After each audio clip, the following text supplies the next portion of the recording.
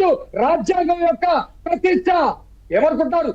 Good point మీరు అన్నది. నిజంగానే పాదయాత్ర మొదలు పెట్టినప్పుడు అడగచ్చు ఆయన మారుస్తాను ఓకేనా అని. సుధాకర్ గారు సరే, ఇది మనం అసలు మీ ద్వారా ఈ రాష్ట్ర ప్రజలను కూడా కోరేనేది ఎప్పుడు ఇది ప్రజాస్వామ్యంలో ఎవరి పరిధి, ఇప్పుడు దాకా రాజధాని ఎవరు నిర్ణయించాలి అనే దాని మీద స్పష్టత లేకపోతే ఈ చట్టం ద్వారా చాలా స్పష్టంగా వచ్చింది. ఇది పార్లమెంటు సబ్జెక్టు, రాజధాని నిర్ణయం అనేది పార్లమెంట్ సబ్జెక్టు, స్టేట్ సబ్జెక్ట్ కాదు. ఇది మీరు శాసనసభలో పెడితే, ఇక్కడ పునర్విభజన చట్టానికి తీర్మానం చేశామండి మనం. పునర్విభజన చట్టంలో చట్ట సవరణకు తీర్మానం చేసి పంపించాం. మన ఆకాంక్షని, ఆంధ్రప్రదేశ్ బిడ్డల ఆకాంక్షను తెలియజేశాం. దాన్ని పార్లమెంట్ ఆమోదించాలని లేదు, వ్యతిరేకించవచ్చు కూడా. కానీ రేపు రాజధాని నిర్ణయం ఈయన వచ్చేటువంటి అవకాశం లేదు.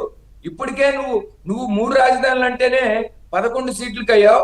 ఇప్పుడు మాలిగాన్ అంటావు, ఇంకో గాన్ అంటావు కాబట్టి నీకు స్పష్టత లేదు. 3 సీట్ల నెక్స్ట్ 3 సీట్ల ఆయనకి 3 వచ్చింది కదా.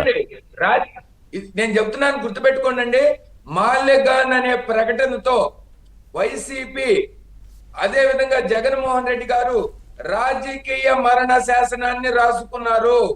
వాళ్ళు ప్రజలు ఇటువంటి వ్యక్తి, స్పష్టత లేనటువంటి వ్యక్తి, ప్రాంతీయ విభేదాలను సృష్టించేటువంటి వ్యక్తి, అభివృద్ధికి నిరోధకుడుగా పనిచేసేటువంటి వ్యక్తిని గాని పార్టీని గాని తీసుకొస్తే మనము ఏదన్నా ఈ యొక్క కూటమి ప్రభుత్వం మీద నిర్లిప్తతో ఒక్కసారి మాణిక్యరావు గారు అడుగుతున్నారు. 30 సెకండ్స్ ప్లీజ్. హైదరాబాద్ అని ఉంటే హైదరాబాద్ ప్రాంతం అయి ఉండొచ్చు, కానీ ఆ రాష్ట్రానికి ప్రజలు, ఆ రాష్ట్ర ప్రజలందరి హక్కు. బెంగళూరు కర్ణాటక ప్రజలందరిది, మద్రాస్ తమిళనాడు ప్రజలందరిది, ఢిల్లీ భారత ప్రజలందరిది, అమరావతి టెక్నికల్ గా పేరు ఇక్కడ అయ్యుండొచ్చు, రాష్ట్ర ప్రజలందరిది. నో డౌట్ భావన రావాలి.